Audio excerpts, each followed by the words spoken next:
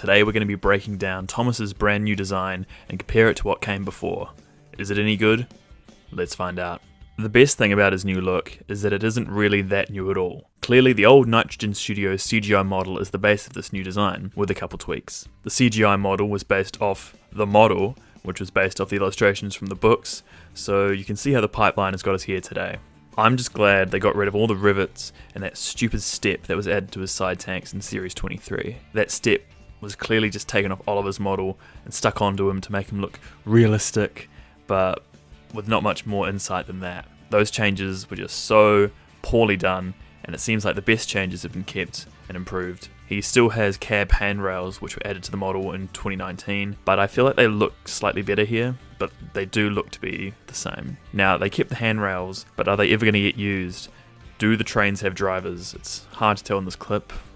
I hope they do. Now, he still does have some rivets, but he's not looking like he has hundreds of blue M&Ms stuck to him. There's now just a couple lines of rivets spaced out along his bodywork, which I think looks really nice. It's a nice bit of realistic grounding, but it hasn't gone overboard, and it looks like it's actually been thought out, and it's not just randomly sprinkled on. Like, what were we riveting here, guys? What is the rivet going into to make a connection? It's just stupid. A big change, literally, is the number 1. It's much bigger now on the side of his tanks, and a different font. I like it. It's still a yellow number 1 with red lining, so I'm happy. Who can find what the new font is? His cab steps also seem slightly shorter, and his side rods and cranks are now like a gunmetal colour. These are basically immaterial changes, which I don't see the point of, but I mean, hey, it's no biggie. Now, I like the texturing on the model. There's some weathering around his buffers and smoke box, which is nice, so he's not just spotless and shiny. It's nice around the rivets as well, actually. He has a nice realistic painted texture too, so that's appreciated. Now, the face clashes a little bit here, I think, since it's very smooth.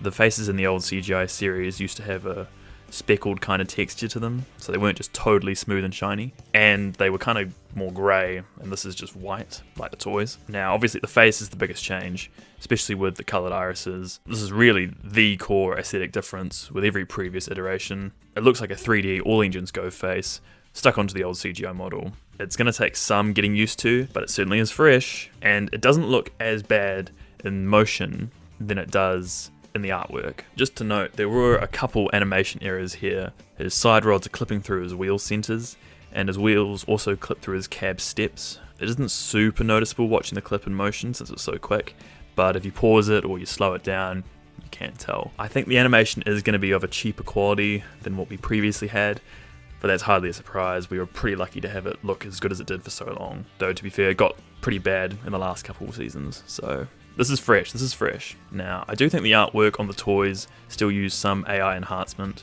or just some really poor airbrushing, but it seems like there has been a lot of work done for the new face designs, so I can't knock that entirely. I will say, Thomas's face, it looks terrible on this promo image and on the toy. And the video clip and the concept art sheet looks so much more pleasant and Thomas-like.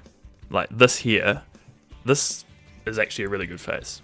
I like this a lot, but it just doesn't look like that in the art that counts. It's really weird. Hopefully, all the characters' faces look better in motion.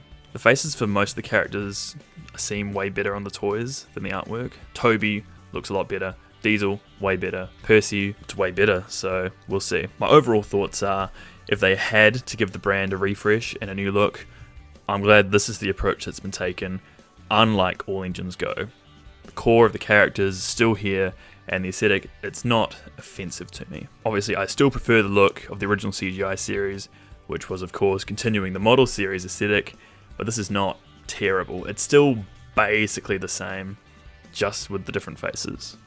Thomas still mostly looks like Thomas. Now, at the end of the day, this is made for kids, and I hope they like it and connect with this new era of Thomas. But what do you think?